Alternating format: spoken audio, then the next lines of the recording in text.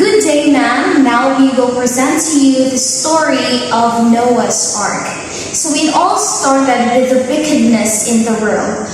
The Lord saw how great the wickedness of the human race had become on the earth, and that every inclination of the thoughts of the human heart was only evil all the time. The Lord regretted that he had made human beings on the earth, and his heart was deeply troubled. So the Lord said, I will wipe from the face of the earth the human race I have created, and with them the animals, the birds, and the creatures that move along the ground. For I regret that I have made them. Noah was a righteous man, blameless among the people of his time, and he walked faithfully with God. Noah had 3 sons, Shem,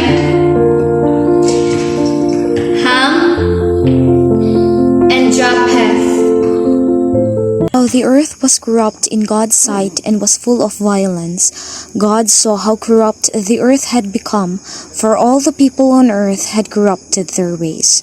So God said to Noah, I am going to put an end to all people, for the earth is filled with violence because of them.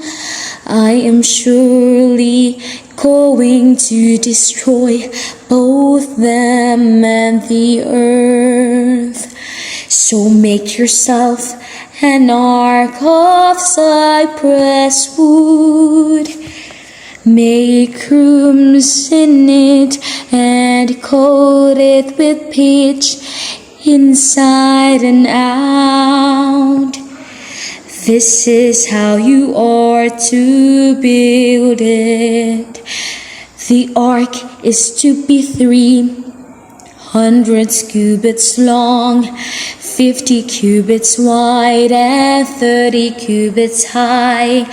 Make a room for it, living below the roof, an opening 1 cubit high all around.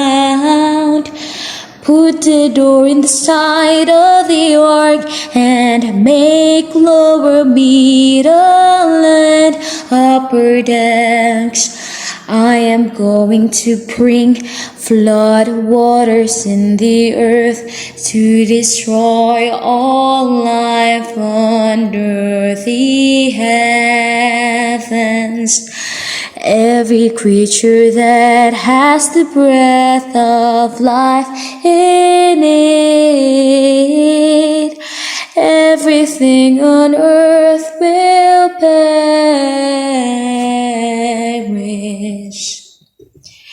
But I will establish my covenant with you, and you will enter the ark. You and your sons and your wife and your sons' wives with you. You are to bring into the ark 2 of all living creatures, male and female too. Keep them alive with you. 2 of every kind of bird, of every kind of animal, and of every kind of creature that moves along the ground will come to you to be kept alive. You are to take every kind of food that is to be eaten. Store it away as food for you and for them. Noah did everything just as God commanded him. The Lord then said to Noah, "Go into the ark, you and your whole family, because I have found you righteous in this generation. Take with you 7 pairs of every kind of clean animal, a male and its mate, and 1 pair of every kind of unclean animal, a male and its mate, and also 7 pairs of every kind of bird, male and female, to keep their various kinds alive throughout the earth. 7 days from now, I will send rain on the earth for 40 days and 40 nights, and I will wipe from the face of the earth every living creature I have made." Noah did all that the Lord commanded him. On that very day, Noah and his sons, Shem, Ham, and Japheth, together with his wife and the wives of his 3 sons, entered the ark.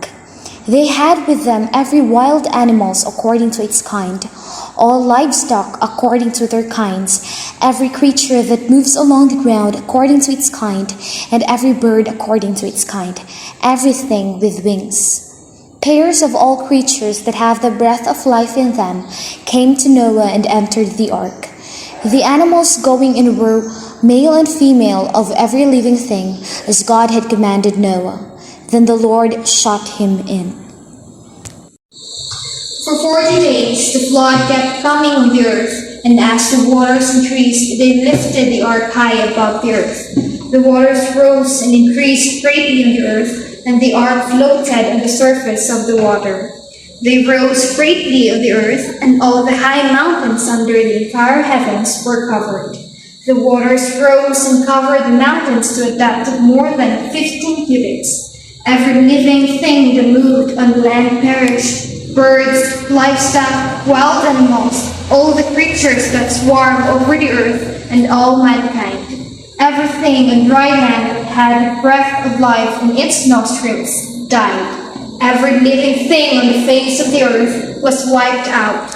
People and animals and the creatures that move along the ground and the birds were wiped from the earth. Only Noah was left, and those with him in the ark. The waters flooded the earth for 150 days. After 40 days, Noah opened a window he had made in the ark and sent out a raven, and it kept flying back and forth until the water had dried up from the earth. Then he sent out a dove to see if the water had receded from the surface of the ground. But the dove could find nowhere to perch, because there was water over all the surface of the earth. So it returned to Noah in the ark. He reached out his hand and took the dove and brought it back to himself in the ark. He waited 7 more days and again sent out the dove from the ark. When the dove returned to him in the evening, there in its beak was a freshly plucked olive leaf. Then Noah knew that the water had receded from the earth. He waited 7 more days and sent the dove out again, but this time it did not return to him. By the first day of the first month of Noah's 601st year, the water had dried up from the earth. Noah then removed the covering from the ark and saw that the surface of the ground was dry.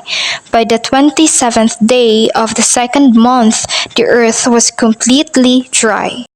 Then God said to Noah, "Come out of the ark, you and your wife, and your sons and their wives. Bring out every kind of living creature that is with you. The birds, the animals, and all the creatures that move along the ground, so they can multiply on the earth and be fruitful and increase in number on it." Never again will I curse the ground because of humans, even though every inclination of the human heart is evil from the childhood. And never again will I destroy all living creatures as I have done. As long as the earth endures, seed time and harvest, cold and heat, summer and winter, day and night will never cease. And God said, "This is the sign of the covenant I'm making between me and you, and every living creature with you. A covenant for all generations to come. I have set my rainbow in the clouds, and it will be the sign of the covenant between me and the earth. Whenever I bring clouds over the earth and the rainbow appears in the clouds, I will remember my covenant between me and you and all living creatures of every kind. Never again will the waters become a flood to destroy all life. Whenever the rainbow appears in the clouds, I will see it and remember the everlasting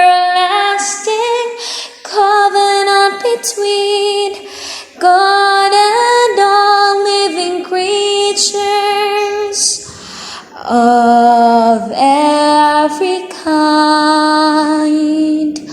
on the earth. After the flood, Noah lived 350 years. Noah lived a total of 950 years, and then he died. What we can learn from the story of Noah and the flood is that in an era of overwhelming wickedness, Noah set himself apart by living righteously. It's okay to be different as long as we change for the better. God is indeed good all the time, but even though He regretted that He made human beings, He still gave us another chance to live in the earth.